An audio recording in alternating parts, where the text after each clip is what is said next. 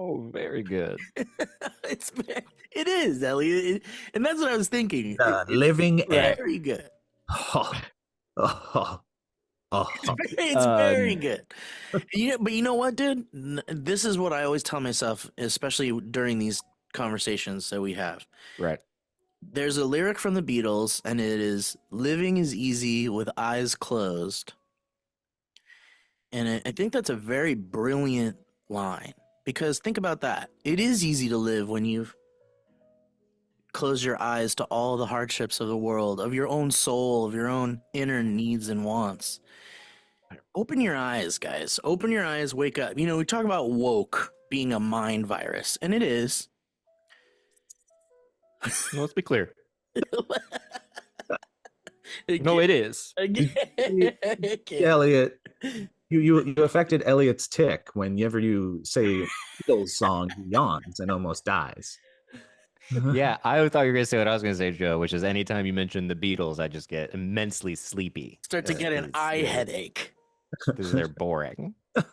Shut up. Fuck you. They're a boring band. The Beatles Wow. are not a boring band.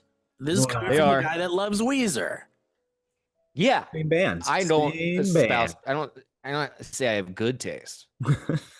Don't feel like watching movies, so I'll watch people guess them instead. I don't know how it goes. I think it starts with your show.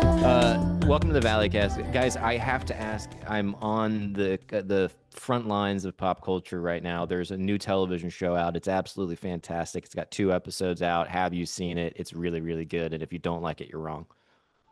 No, I haven't seen it. What is it? I have seen it and I do like it, but I need more. I need more.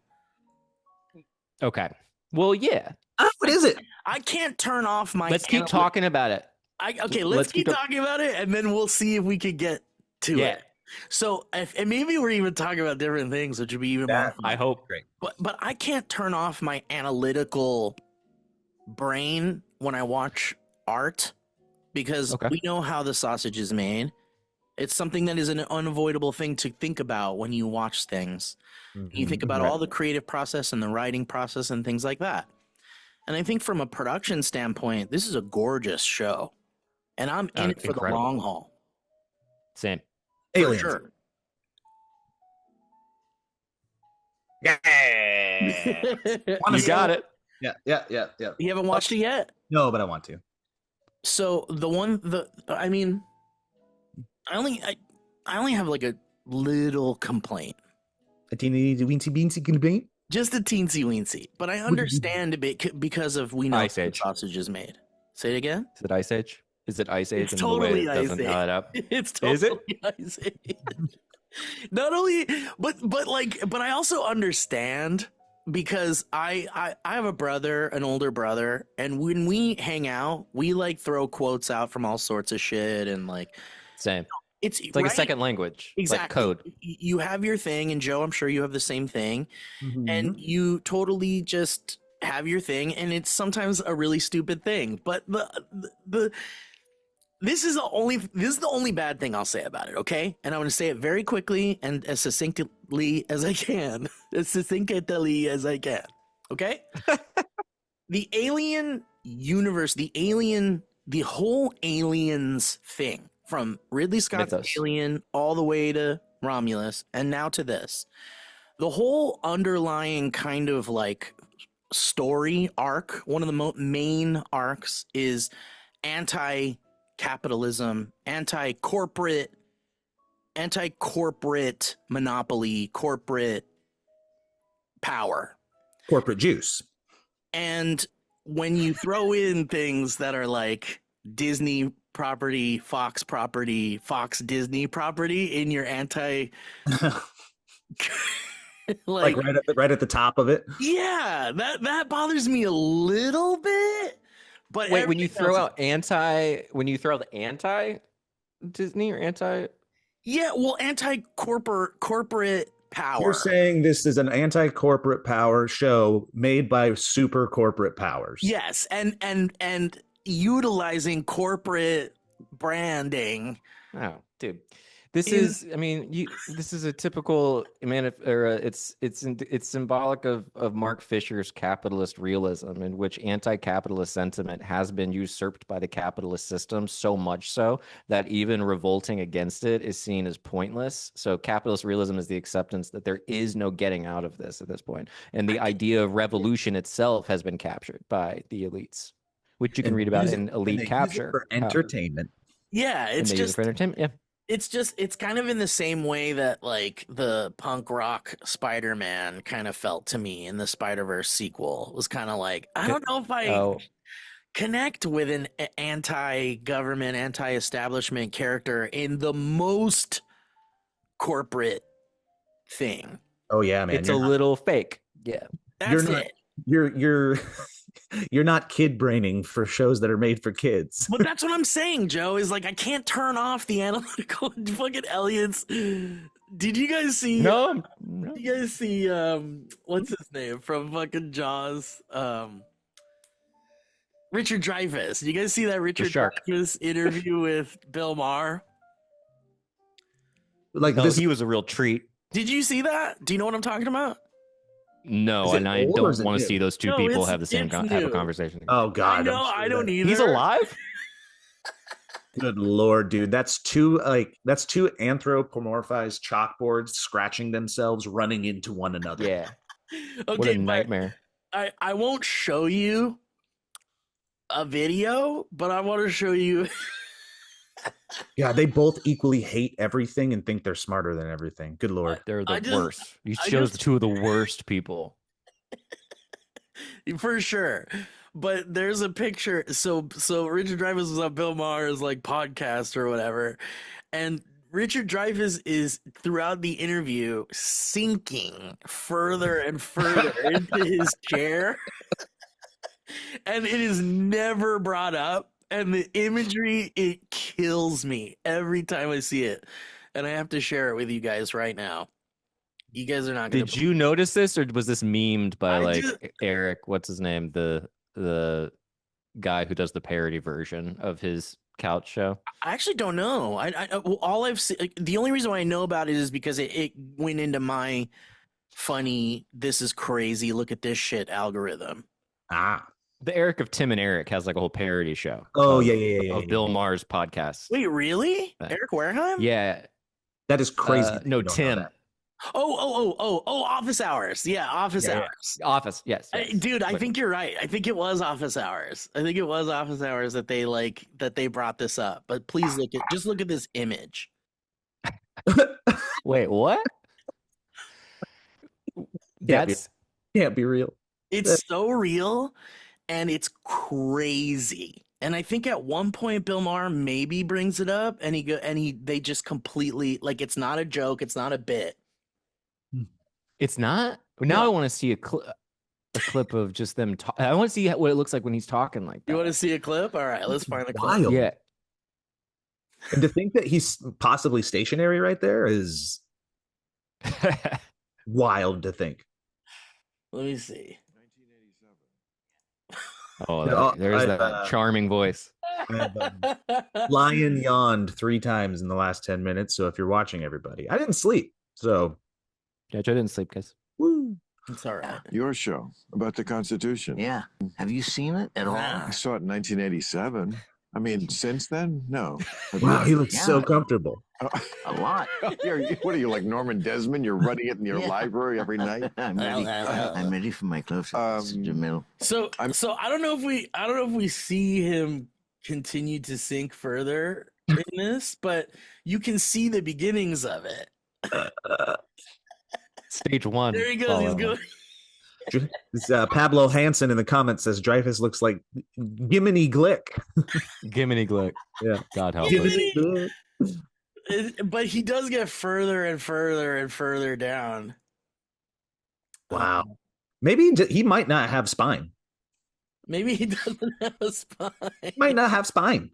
Anyway, but I do love so much more about the Alien show, and I just, like I said, I can't turn off my analytical mind, and I can't help but be like, oh, we got Fox stuff in here because Disney owns Fox. Oh, and now we got some fucking Peter Pan shit going on, and we got clips of fucking Peter Pan, and it's very because you it have feels like they're drawing me in. It feels like they're like, ha, you love Disney, don't you? Look at all this shit behind you. no, it's actually a good commentary on you, Steve. You do have active brain, at least. Like a lot of people just sit and watch and they take in, Yes. they ask why. Like I appreciate that you're looking at things and asking questions and seeing. Sure, is it a little conspiracy theory and pessimistic at times? Sure, but I Yes. really like that you're not just being like Peter Pan. Yeah, that's it. That's and, true. and look, I think it's being handled very well, and I think the show is very well made. But you know they have like a quota. They're like, okay, in this episode you've got to have a Disney clip. That's what it feels like to me. But I feel in there, and I'm gonna steel man them, I think is what you call it. But the show potentially it seems to be about on Earth there being various billionaire trillionaires in the show corporations that are pining for power, and so the show itself having all of these different properties is a microcosm. The same way that Alien Earth is controlled by 7 different companies, the show itself features properties from 7 different countries as a fractal, self-similar appearance of it works both ways. It's like a metaphor. Like, oh, look at all these properties we're bringing together to show that ultimately they're the ones in control. But we have to play by their rules. But it feels like they want us to kind of like buy their Neverland thing and buy their Lost Boys thing in a way that is like we like it, and we're not the that Peter Pan. Yeah, Peter Pan, I don't think is necessarily can necessarily be Disney. Ice Age is very much within, but like Peter Pan predates it being. Well, except they're using the Disney cartoon. They are. Imagery. I know, and the Wendy flying and and all the names and Smee. But I like that. Well, I mean, they got you. They got him. I mean, look. It's my favorite. Let me tell you what I do. It's the best fairy tale. It's the best fairy tale. I feel like if we had a young Elon Musk trillionaire, young like this character they have in the show, and we have this kind of like that person would name that like the Lost Boys and Neverland and you know like that, like within the world it all makes sense, and like I'm on board with it in that perspective. But when you zoom out from that, you're like someone in the corporate offices of Disney read that and they're like, yeah, let's show more fucking Disney shit and sell more Disneyland tickets, Disney Plus. Just wait until episode 4 when the Queen Alien's mouth boner goes through Goofy's head. And he says, gosh, I wish I could see this in 4K on Disney Plus. Yeah. See what I mean, Elliot? Like, I think you're right and wrong. And well, you're right, but I don't care. Yeah, I want to see That's okay. Japan and bring it in. But I'm totally on board. I'm going to keep watching this show. I love a lot about it. And I think like the budget of break a leg, guys. The budget really feels break a leg. It feels astronomical, the budget. Like unfathomable for like a TV show kind of shit. But we're reaching like a crazy budget heavy world of media these days with like the Lord of the Rings show and like even like Game of Thrones and the Star Wars shows. They just have billions of dollars pumped into them, millions of dollars. Dude, I'm still like, show me how you make money. It's crazy. Yeah, I know. How do you make your money back? I guess it's just all because I think we blinked and didn't realize that we're watching 7,000 ads every time we watch something now. Dude, everything. Like I forgot what movie we were watching, and there was just like Doritos and Wendy's and it's Pepsi TV and Coca-Cola. You're just streaming old cable now. I mean, whatever. Well, and it is what it is. The Greek economist and politician Yanis Varoufakis' book Techno-Feudalism proposes that we're already out of capitalism and that we're entering a world in which it's more like feudalism than capitalism, and that there are rent-like owners that own the land, but rather than it being land, it's cloud space and it's in our minds. So they've essentially colonized and now own our minds and our attention. So everything that we're consuming is making money for a particular billionaire in the form of ads and algorithms, et cetera, et cetera. That's what I'm saying. Like it's all self-serving But stuff. But then Mark Fisher's capitalism is like there's no point in trying to fight it because it's already gone. It's even the very revolution against it has been captured. So there is no reason to even care about Elliot, anything. do you have any quotes from people that first off, I'm very impressed by the fact that you are keeping the knowledge in your head of all the things that you're reading and learning. Not many people would do that. Thank you. I'm like super impressed. Like I don't know how you do it. I don't think I keep anything in my brain anymore. Well, I make up half of it. But is there anybody with a cool name in the study that gives you any hope? We'll be right back. Let's cut to an ad. Gosh. Gorsh. Oh, have you guys tried this new Zevia Cola? Damn. Yeah. So I don't know. Let me go look. Let me go peruse my Amazon Kindle. I just, I see Disney animated shit and the fucking guy, the little fucking thing from Ice Age in my Alien show, and it's almost like it's like Ripley didn't die for this. Ripley didn't fight Weyland Yutani for this. I love it because I think it's silly enough that it otherwise terrifying show. It is scary, dude. Oh yeah, it's scary. It's legitimately scary. Yeah. And it's very well paced, and I love the fact that I love the idea of what they're doing. The plot, I don't even want to spoil it, but the Peter Pan analogous plot, I really, really like. In universe, if you're just in universe and you're watching it without the sausages made shit, it's like it all works. It all makes sense. Like I said, my brother and I had shit we talked about and that we bring up to each other all the time. It might be some corporate thing, and it's fine that it's capitalism because we've already been in it. We've served it, we've accepted it, we've assimilated in this capitalist society. There's no going back. So that all of that stuff is fine because it is what it is. We have to just persevere and move on and adapt. But it's just, it just bothers me when it's like too on the nose. Yeah. I know. I hear you. But I'm in, dude. Here's some good things about it. Production, like everything, like the visual effects, the slow fades, the 70s style. Is it as good as Romulus? So far, it's close to on par. Okay. I think it's as good. It's close to on par, but I think it's a little bubblegummy with this Amelie girl. I like the Amelie girl, and I think you're wrong. I like her too, but I think like the kind. Can I tell you a funny? Okay, you know what? Okay, wait. It's not too many spoiler territory, but these characters that are all like the Amelie girl, I'm struggling with their age portrayals. Yes, that's a little. I know you got to buy into it. You got to buy in. But that's the bubblegummy part. I feel like separates it from Romulus a little bit.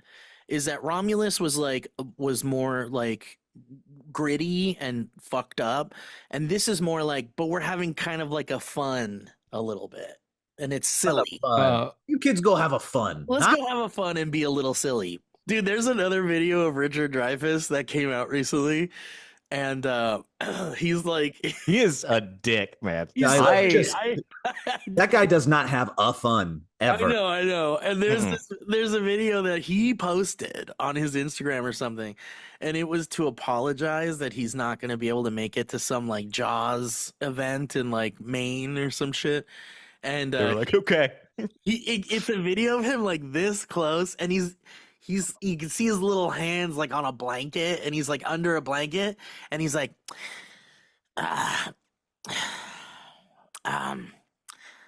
I just wanted to say I'm very sorry that I will not be making it to this convention for this Jaws event because I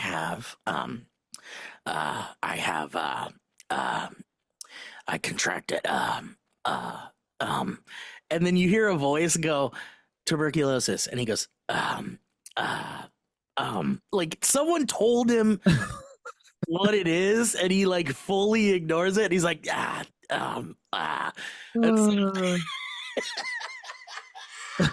like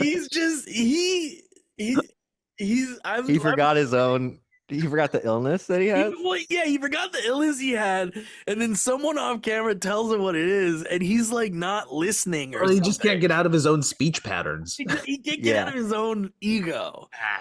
He's like, I'll get it. I don't need help. It's like we love laughing at him. Love to everyone. You know, I saw The Naked Gun. Oh, Yay! and loved it. Didn't like all the Ice Age references, but no, we had a great time. It was really fun. Isn't it so good? It's so good. Dude, and I so cried refreshing. laughing. Across the There were a board. couple times I cried. I a cried couple laughing times. in And the snowman cabin. Oh my scene. God. So the like story cat. There were a couple where I would start laughing at something that had already happened like 20 minutes ago again, and then it was just really great. Been a while. the snowman laughing scene was one. It was like Akiva's favorite, and he said if they tried to make him take it out, he would leave production. He said, "I would walk. I'll walk from this project." And then he didn't. They didn't make him take it out. He kept it, and it ranked #1 on audience favorite scenes in the whole. Out of No touch way, really? suit bullshit. That's some out of touch suit bullshit. And I love it when they prove them wrong and go like, look at this shit. And that scene is. I think it's been out long enough. We can talk about whatever. That scene is brought to a whole nother level because you have to take yourself out of watching like the absurdity of it in the world that it's in, and then tell yourself, "Oh my God, that's Liam Neeson doing that."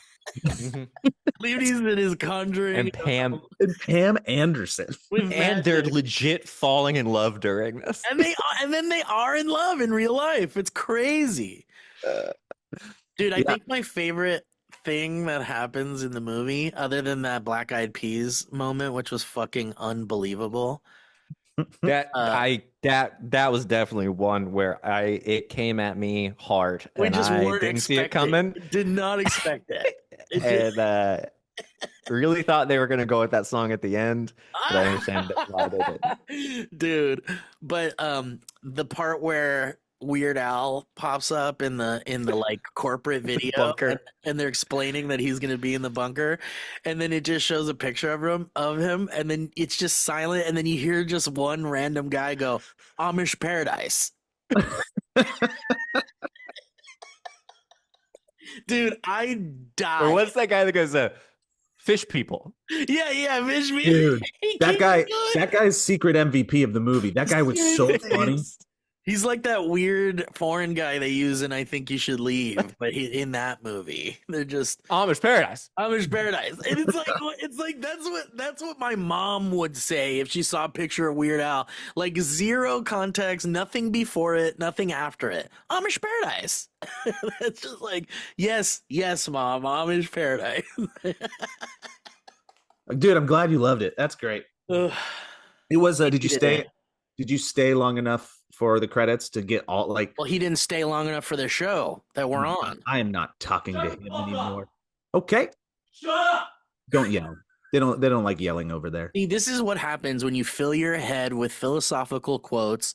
You have a short fuse. You're angry. You want to yell at people because you just want them all to understand what he understands. It's a burden. And he's What were you taking saying, it out. Jim? I'm paid. Did you stay for the credits? Grace really had to pee, so no. But saw several of them until I saw the credits when it's paused and they start walking around, and then realize that they're the only ones moving. Yeah, no, I'm not even talking about that joke. So There's more. I would say that it was only like 5 or 6. It wasn't a lot, but in a lot of comedy movies, they'll throw in jokes in the credits. Just little things to look out for. They did that, but they did not do it a lot. So you'd be sitting there, like it was like a word search trying to find the jokes that they put in at the credits. And I love that it's like seriously an homage to like the old Naked Gun movies. Oh, that's something they put the camera back on the car and then yeah, I know. I was like, it kind of bummed me out we didn't get that in the beginning, but I'm like, all right, it's a new one, it's a new version of it. But then they kind of threw it in at the end. It kind of felt like tacked on a little bit, but I wasn't gonna be upset about that because I'm just happy they did it. the fact that it's successful, I haven't looked again, but I think it's considered very It successful. was a hit, yeah. Is that we will have more comedies in the theater. Yes. More comedies like this. And my prediction is that whether or not you like him or not, I think the next Adam Sandler film, they'll be like, let's try it in the theaters. Like Netflix will even start debuting in the theaters again. Yeah, I mean, certainly I'm ready for small budget comedies again. Like we've been hungry for it, and Naked Gun proves that people want silly like parody shit back. Someone was saying because we're getting a new scary movie. That's like the next kind of spoof thing we're getting. Did you guys know that? We're getting like another scary movie. I heard. And did any of you guys see Weapons? I did see Weapons. Yes, I did. Elliot? No, A fantastic I've heard. fucking I want to. masterpiece of a movie. Wow, masterpiece. I enjoyed it. I thought it was better than Barbarian, but seriously in the same line as Barbarian for sure, vibe wise and tonally and stuff.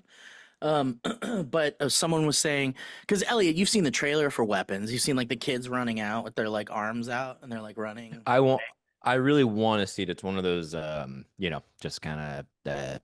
I would be too scared to see it in theaters. It does seem really scary. I have heard nothing but great things. I love her as an actress since Ozark. I thought she's Julia great. Garner or whatever. She's Yeah. amazing.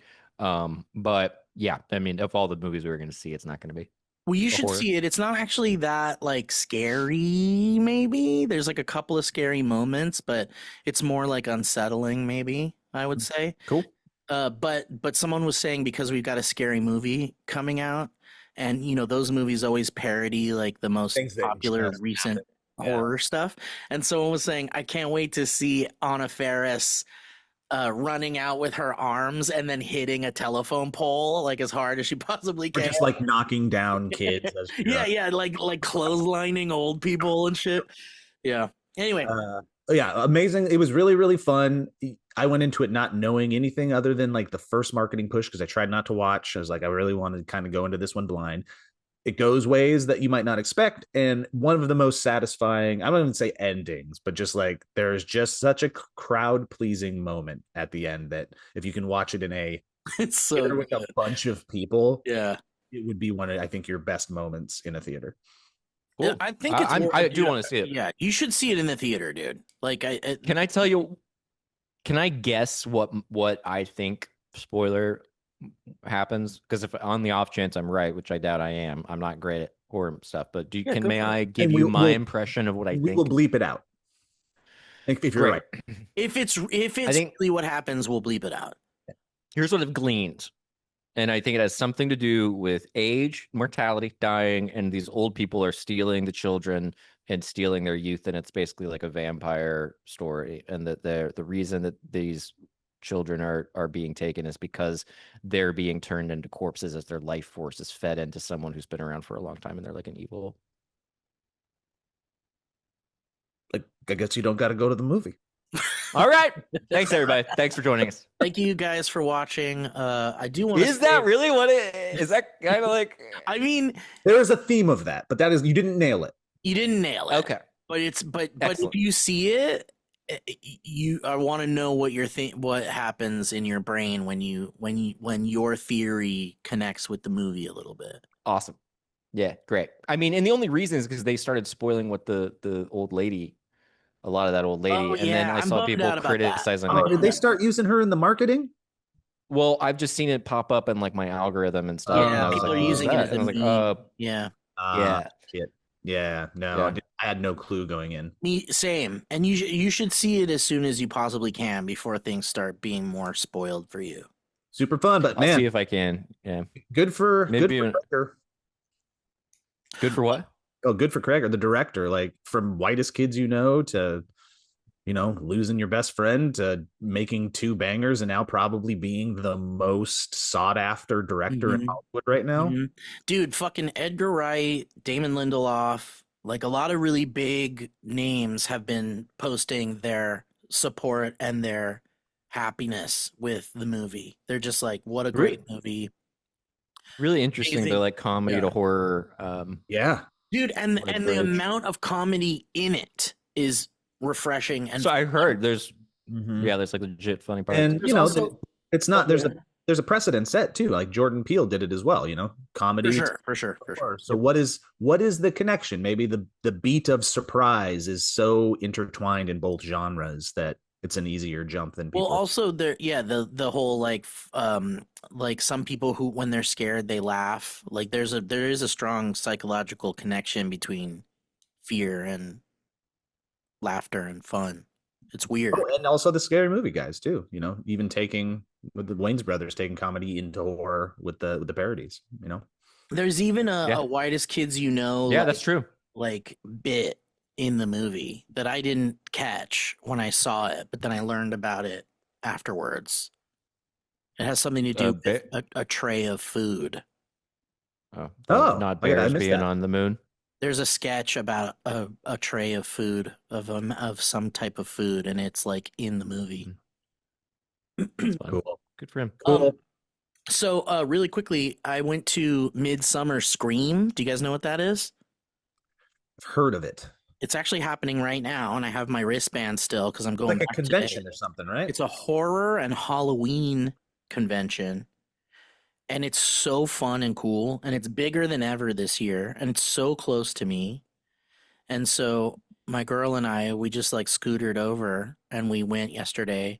And dude, Leanna Vamp, our friend who has been in the space for a very long time. I bumped into her, and she's doing great, and she's got her booth there and her horror stuff. And dude, John Carpenter was there. Cool. Our buddy Alex Ward, who plays big, scary, skinny monsters. That David Malskouchian, Mascalpian. Elliot's favorite. I love him. Mascalpian killed. Desmalchian. Yes, dude. If you mispronounce his name, he'll show up at your house and just stare at you from outside the window. Just like that? Yeah, just like this. And then, you guys ever seen Terrifier? You know about Terrifier? Yeah, Art the Clown? Art? Dude, the guy who plays Art the Clown was the most unassuming guy ever. Like, he was in full fucking Art the Clown, like, right out of the movie. Wow. Like costume, and was walking right next to my girlfriend and I I'm like, I look over at the costume and I'm like, fuck, that looks really good. And it just looks like a cosplayer essentially. Mm-hmm. But then all these wranglers were like, please move, please excuse us. And it's like, and then I'm like, oh shit. And then suddenly all these people start realizing that it's the Art the Clown dressed as Art the Clown, like walking amongst people. And he's like waving at people and flipping them off and like laughing at them and shit. Dude, and the convention is great. There's just horror shit everywhere. And then the coolest thing about it though, is that you're like, whatever, conventions, I've seen one, you've seen them all. There's panels and all that shit. But the thing that's different about this one is that there's a whole separate section that has like theme park horror maze, like cool. Mazes. And it's like really high quality shit. And there's like fucking 8 mazes in there. Jesus. And you just, dude, it's so cool. It's like Halloween Horror Nights in a convention with horror shit. Dude, you got to take Hayden if she still loves that shit. How long does it go? Well, it's done today. Okay. It was this week. Next year, dude, you have to take her. It's so good. I love that that's happening right now, and I love a horror convention, and I love that it's well attended. In a non-super like old man curmudgeon-y way, I will say that Halloween has now officially hit Christmas is too early. But it's called Midsummer Scream. No, this is great. This is agnostic of what is happening in the stores when Halloween shit started dropping in 2 weeks ago. And I was like, it just messes with my timeline, man. I love Halloween. And I go, all these companies are trying to get in. It's capitalism again. I go, why is that here? And then I go, wait, I don't care. Cool. Bye. Fine. I love Halloween so much that I'm like, bring it. Halloween all year long, dude. Let me live in Halloween town. My daughter's like that too. But the grass is always greener. And I bet if we did have Halloween all year long, I'd be like, I'm sick of Halloween. And now I'm this fucking hipster cool guy that hates. Why the hell is Halloween up in my Alien Romulus movie? I don't like that. I want my joy and my Christmas. I want my snow and my giftmas. Give me my Easter. Give me my bunnies. I need Easter. I need Jesus. I need Jesus in my life. Lincoln's birthday.